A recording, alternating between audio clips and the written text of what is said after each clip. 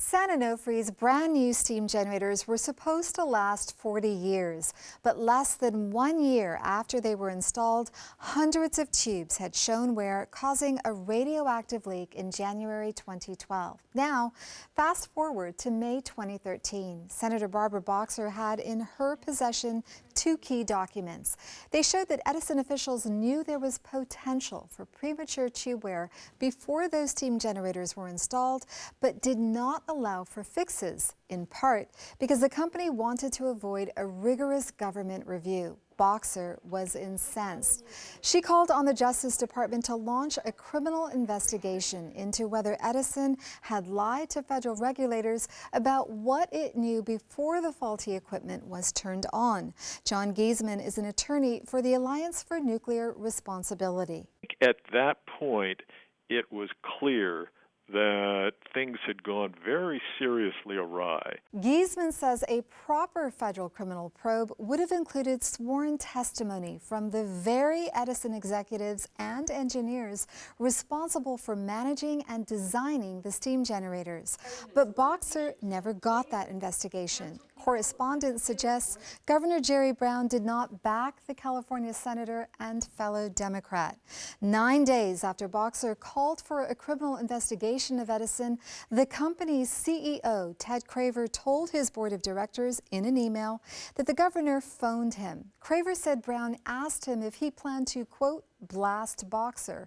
Brown's spokesman denies that the governor ever asked Craver that question. Still, Edison's Craver said in the email that he told the governor he would not blast Boxer, but instead planned to, quote, take the high road.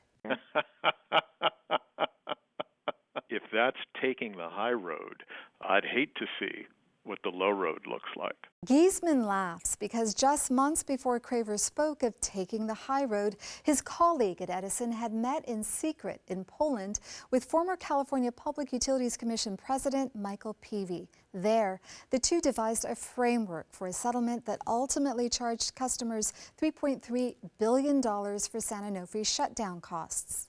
There are a number of statutes that Edison has quite intentionally violated. The public was never told about that secret Poland meeting. That is, until this January, when a San Francisco judge believed there was probable cause that felonies had been committed.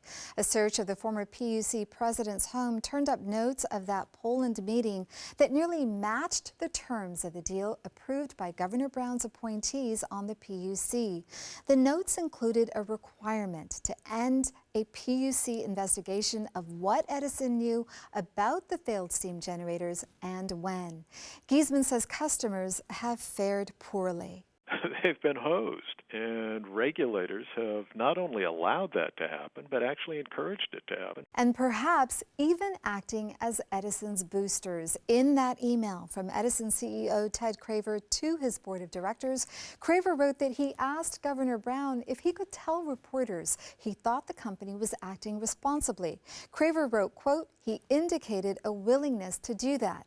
San Diego consumer attorney Mike Aguirre says if that's true, Governor Brown picked the wrong side. What it says is the governor was more interested in keeping the support of Edison than he was in supporting the public's right to not be burdened by Edison's mistakes. Meanwhile, a series of bills intended to reform the PUC passed the legislature this year. One would have compelled the PUC to release 65 communications between the regulators and Governor Brown's office regarding San Onofre. But the governor vetoed the reforms, calling them important but technical and conflicting. Amita Sharma, KPBS News.